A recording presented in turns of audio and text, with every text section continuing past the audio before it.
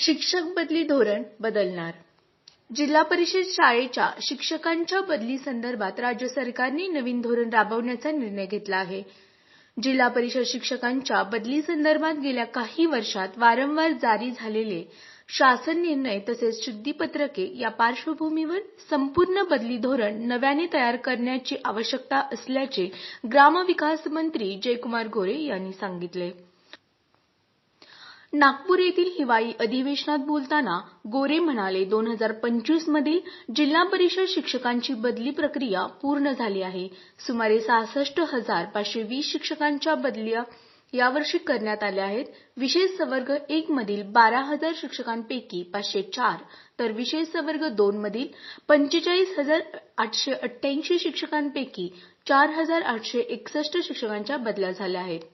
बदली प्रक्रिया ऑक्टोबरपर्यंत सुरू राहते. मात्र यामुळे शैक्षणिक वर्षात अडथळे निर्माण होतात, म्हणून पुढील वर्षापासून ही प्रक्रिया मे महिन्यापर्यंत पूर्ण करण्याचा शासनाचा विचार असल्याचे मंत्री जयकुमार गोरे यांनी सांगितले. अतिरिक्त शिक्षकांमुळे कुठलीही जिल्हा परिषद शाळा बंद पडणार नाही. शिक्षणाच्या गुणवत्तेत वाढ करण्यासाठी शासन सातत्याने प्रयत्नशील आहे. राज्यातील जिल्हा परिषद शाळांमध्ये एकूण 1,90,903 शिक्षक पदे मंजूर असून त्यापैकी 1,76,614 पदे कार्यरत आहेत. सुमारे 15,158 पदे रिक्त असल्याचेही त्यांनी सांगितले. राज्यात जिल्हा परिषद शाळांमध्ये शिक्षकांच्या बदल्यांमध्ये महिला शिक्षकांना प्राधान्य द्यावे, विशेषतः मुलींची संख्या अधिक असलेल्या शाळांमध्ये त्यांची नियुक्ती करावी, या संदर्भात ग्रामविकास विभागासोबत बैठक घेतली जाईल, असेही शालेय शिक्षण मंत्री पंकज भोयर यांनी विधान परिषद लक्षवेधी उत्तराने सांगितले. सध्याच्या बदली धोरणात महिलांसाठी वेगवेगळे प्राधान्य नसून दुर्धर आजार, पती-पत्नी एकत्रीकरण, उमेदवारांची पसंती यांसारखे घटक लागू आहेत. भविष्यात मुलींच्या संख्येनुसार महिला शिक्षकांना प्राधान्य देण्याचा विचार सकारात्मकपणे केला जाईल आणि मुलींच्या सुरक्षिततेसाठी पोक्सो समिती, युवा गट, तक्रार निवारण प्रणाली तसेच इतर उपाययोजना शाळांमध्ये राबवण्यात येत आहेत.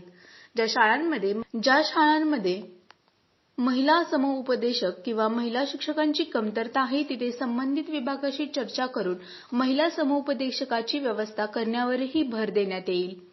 राज्यमंत्री पंकज भोयर यांनी सांगितले, 2008 नंतर 100% अनुदानावर आलेल्या शाळांना वेतनेतर अनुदान देण्याबाबत वित्त विभागाशी चर्चा केली जाईल. तसेच 2008 पूर्वीच्या शाळांना मिळणारे वेतनेतर अनुदान वेळेवर देण्यासाठीही विभागाला आवश्यक निर्देश देण्यात येतील. राज्यात समग्र शिक्षा अभियान, पीएम श्री शाळा व सीएम श्री शाळा उपक्रमांद्वारे मोठ्या प्रमाणात शाळांची बांधकामे सुरू आहेत. तसेच जिल्हा नियोजन समितीद्वारे मोठा निधी उपलब्ध करून दिला जात असल्याचेही त्यांनी सांगितले. महाराष्ट्र देश न्यूज मराठीसाठी मी मृणालिनी एम.